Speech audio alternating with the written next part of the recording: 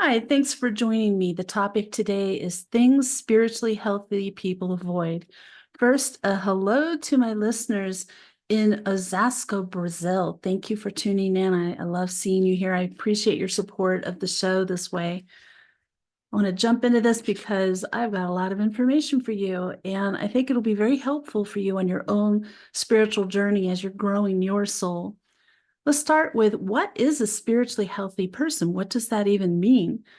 It's someone who feels at peace with life. They can find hope and comfort even in the hardest of times. Being spiritually healthy can help to support you as you experience life completely. And this begs the question, what do spiritually healthy people do? And what are behaviors that spiritually healthy people would avoid? There have been a few articles floating around about what emotionally or mentally strong people do not do. Many of the areas these articles mention the connection with spiritually healthy behaviors, and I created my own list utilizing some of their categories, but with a spiritual approach. Because spiritually healthy people have learned to trust that there is a higher power, a God, and we're not just an accident on a ball hurtling through space. These people manage their emotions, thoughts, and behaviors in a way that honor themselves and others. Many people strive for spiritual growth, but there are some obstacles that can hinder our progress. Eating poor quality food, being in the wrong company, having unrealistic expectations. That's just a few of the things that can prevent us from achieving spiritual wellness. So let's get into the meat of today's episode because I think it is going to be helpful for you. Some of it may be new, maybe not. Maybe it's just a reminder for you. But you want to know what things spiritually healthy people avoid to keep themselves healthy. So here it goes. First, they don't pretend to have it all together. Here's the truth. Nobody does. We're all just doing the best we can. We acknowledge our weaknesses, and spiritually healthy people recognize they're not alone. There is a higher power, a God, and they have angels to lean on. Some call their higher power God, others call them source, creation, universe. Whatever name you put to it, it's the being or energy that is all seeing. And these people know that their higher power is working through the brokenness in their lives, lifting them up. They acknowledge their failures and trust that higher power and angels for strength, knowing that with their help, they can achieve so much more. I know I have. Secondly, they don't waste time in self pity. Spiritually healthy people just don't sit around feeling sorry about their circumstances or how others have treated them. They trust their higher power sees injustice and that a person who hurts them will be shown the error of their ways on the other side. It's not about getting revenge. They understand that we're born into our specific situations and we face specific challenges because those are the lessons we need to learn. And they choose to focus on what they can do better themselves and allow others to be on their own journey. Spiritually healthy people look for the blessings they see during challenges. The next thing is they don't blame others for their problems. Spiritually healthy people recognize that blaming is non-productive and it's not their job.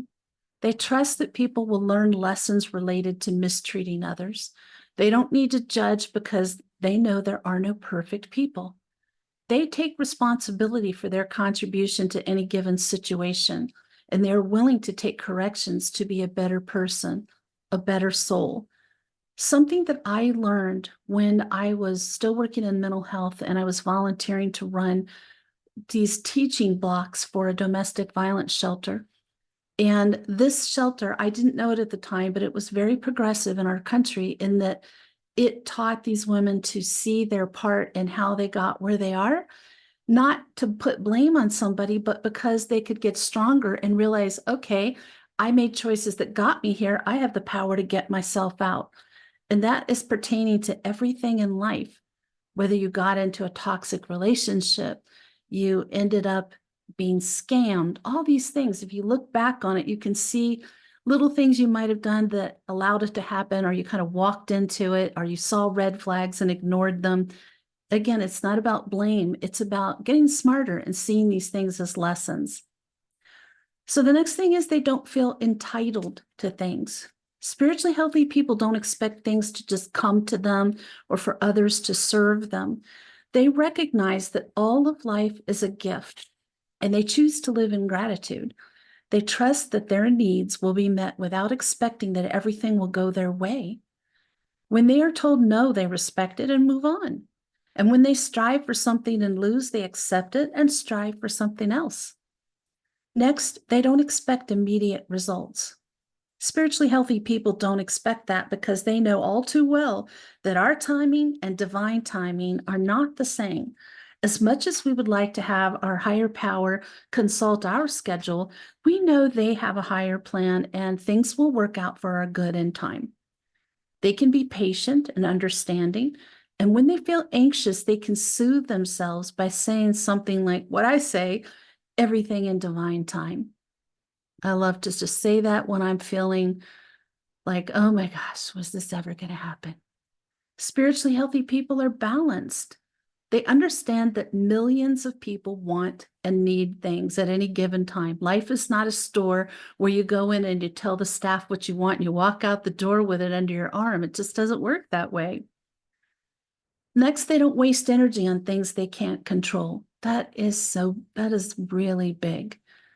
You won't hear a spiritually strong person complaining about the small annoyances of life. They don't try to fix other people or guide them when they're not asked to. Instead, they focus on being a better person themselves. They recognize worry as being unhealthy and unproductive.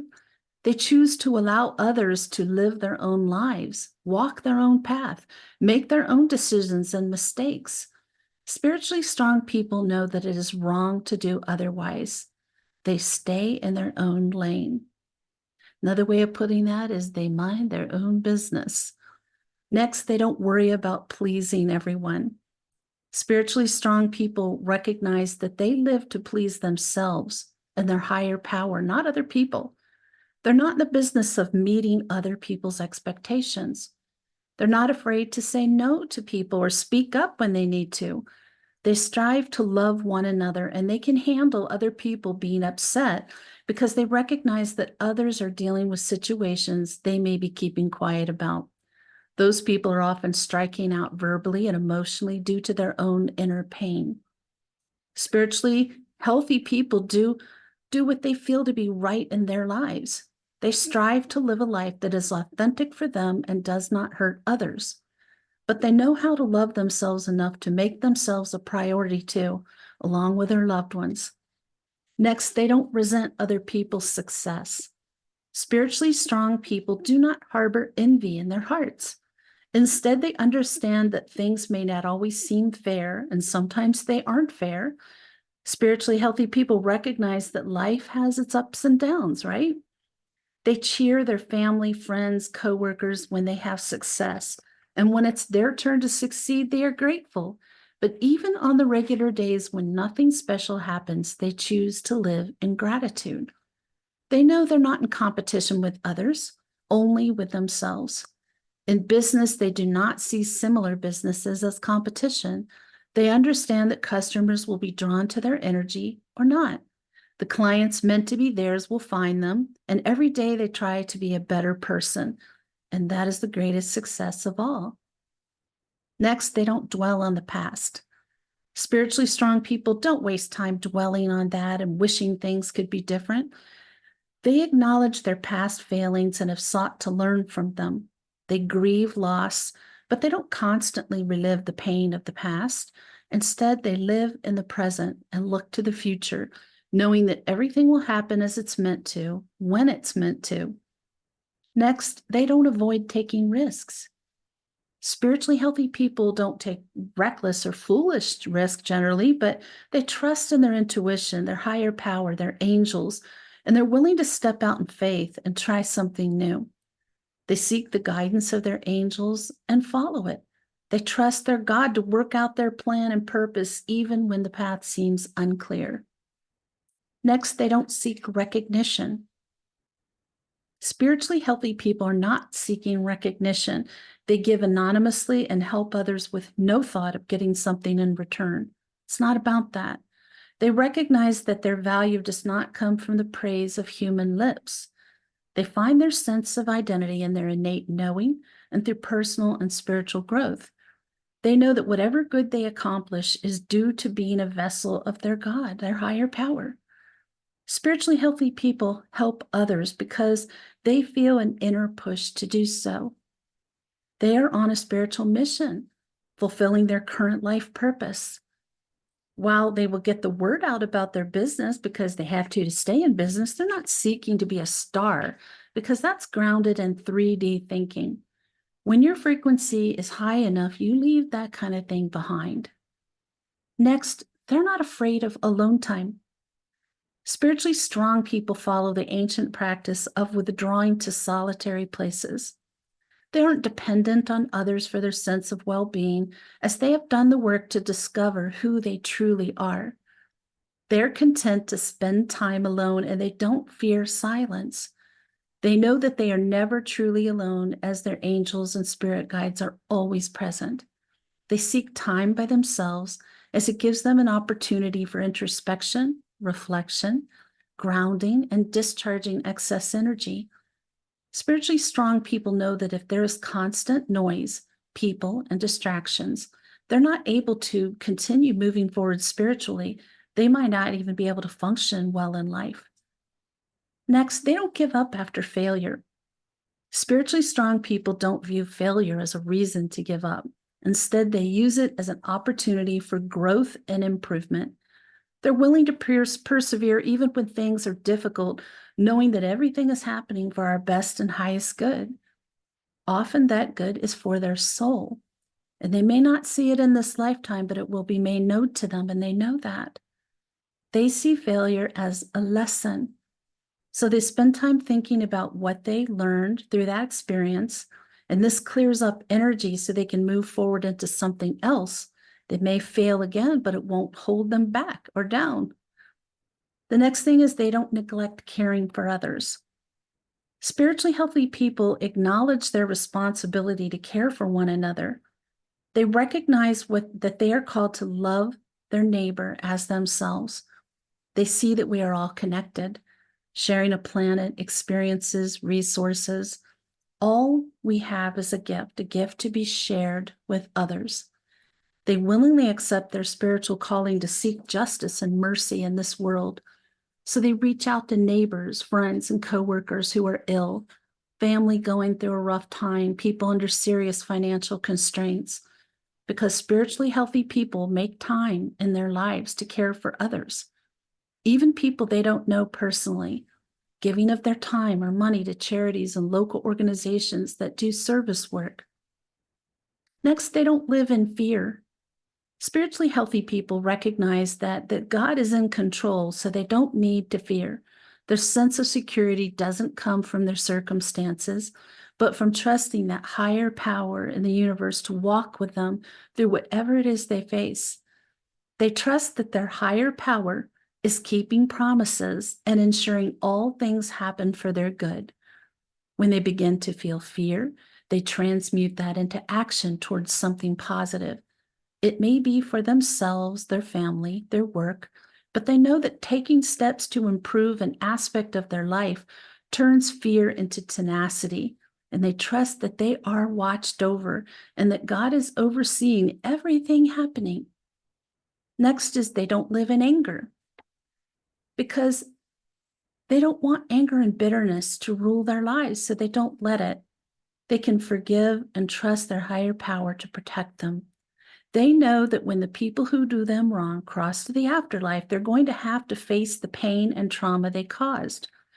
And those people will be coming back in human form to face a more challenging life situation in hopes of overcoming their shortcomings.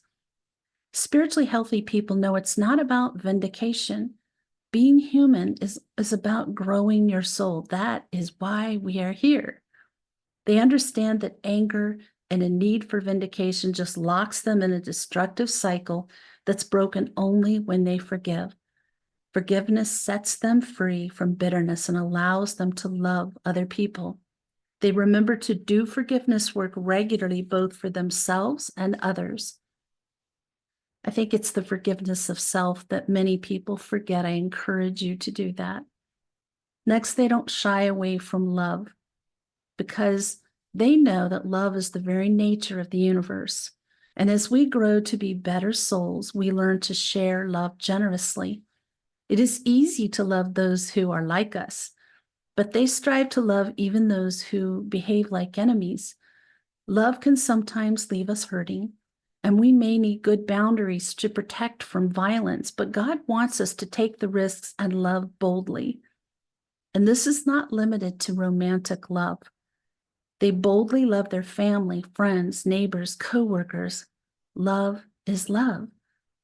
They know it's possible to have a life filled to the brim with love and not even be in a romantic relationship. Next, consuming food that is not nourishing. This can cause mental confusion, depression, weight gain, hormonal imbalance, and other issues. And that happening can lead to people making negative choices and being distracted from their life purpose. So to ensure spiritual wellness, they remember to eat healthy, nourishing food. Next, being in the wrong company. They strive to be aware of who's surrounding them and how it influences their spiritual journey. So if they're surrounded by people who don't share their values or beliefs, they realize it can be difficult to stay on track with your spiritual growth. And when they've been around a person or a group that leaves them drained, they recognize that as being shown that those people are not in their best and highest good. Probably their frequency is low or they're energy vampires. And they know that energy is the greatest resource they possess. And so they guard it well. Next, having unrealistic expectations that can be of yourself and others.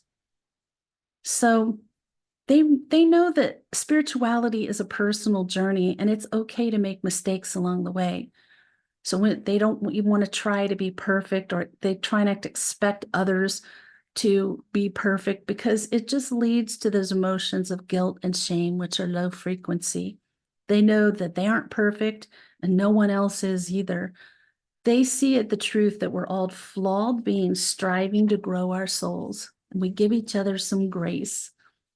Next is comparing yourself to others or competing. They know that everyone's journey is different, and comparing yourself to other people just leads to feelings of inadequacy or jealousy, which are also low frequency.